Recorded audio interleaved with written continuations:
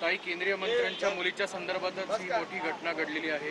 या घटनेकडे तुम्ही कसं बघताय? राज्य महिला आयोग म्हणून संपूर्ण घटनेची दखल घेतली जाणार आहे?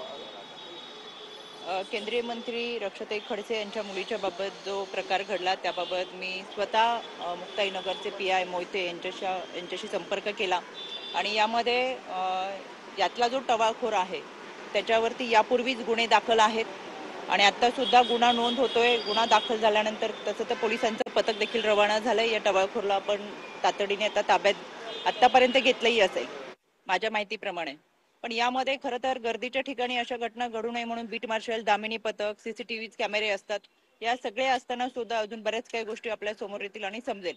यामध्ये जो कोणी आहे त्याच्यावरती कडक कारवाई केली जाईल आणि राज्य महिला आयोग याचा पाठपुरावा करेल।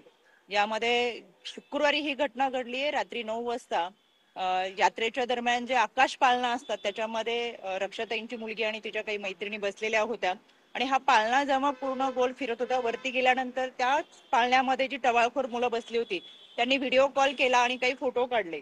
ते गार्ड तिथं खाली उभा होता। गार्डला असं वाटत होतं की हे काही व्हिडिओ शूटिंग करतात ते लवकर लक्षात आलं नाही, पण खाली उतरल्यानंतर गार्डने त्यांना हटकलं। त्याच्यावरून त्यांची बाचाबाची झाली। गार्डने त्यांचा मोबाईल घेऊन त्यातले फोटो आणि व्हिडिओ सुद्धा त्या टवाळखोरच्या ताब्यातून घेतलेले आहेत। त्याच्यावरती त्या दिवशी देखील तक्रार दाखल, म्हणजे आता त्या दिवशी शनिवार सुरू झाला आणि तक्रार दाखल झाली। आता FIR दाखल होतीये आणि त्याला अटक केलं जाईल। टवाळखोर आहे त्याच्यावर देखील दाखल आहे। असं असताना हिंमत परत छेड काढण्याची केंद्रीय मंत्र्यांच्या हिंमत होते याच्यामध्ये त्यांनी यापूर्वी त्याच्यावर जो गुन्हा दाखल होता त्या गुन्ह्याची शिक्षा भोगून तो बाहेर आलेला आहे आणि यानंतर त्यांनी जे कृत्य केले ते खरं खूप लाजिरवाणं आहे। याच्यामध्ये त्याला कठोर शिक्षाही झाली पाहिजे आणि मला असं वाटतं की बऱ्याच वेळा हे आरोपी म्हणजे माणसांच्या कल्पातली विकृती आहे, हिंस्र श्वापद आहेत। त्यांचे चेहरे झाकण्यापेक्षा ही चेहरे आता समाजाला दाखवले गेले पाहिजेत की ही ती विकृती आहेत, ही ती जनावर आहेत, ही ती श्वापद आहेत।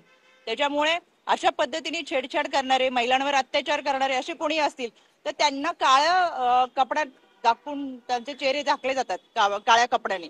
ते न करता आता त्यांचे चेहरे दाखवावेत। म्हणजे ही किती निर्लज्ज लोक आहेत आणि ही माणसांच्या कल्पामध्ये राहून कशा पद्धतीने जनावरांसारखी वागतात हे दुनियाला समजलं पाहिजे। खऱ्या अर्थानं कारवाई होईल, कठोर शिक्षा देखील होईल, पण ही विकृती कमी झाली पाहिजे। याच्यासाठी निश्चितपणाने आम्ही पाठपुरावा करू। राज्याचे गृह विभाग आदरणीय मुख्यमंत्री देवेंद्रजी फडणवीस असतील, राज्य महिला आयोग असतील, त्या भागातील पोलीस देखील याच्याबाबत निश्चितपणाने कडक कारवाई करतील। सामान्य महिलांच्या मला असं वाटतं तुमचा प्रश्न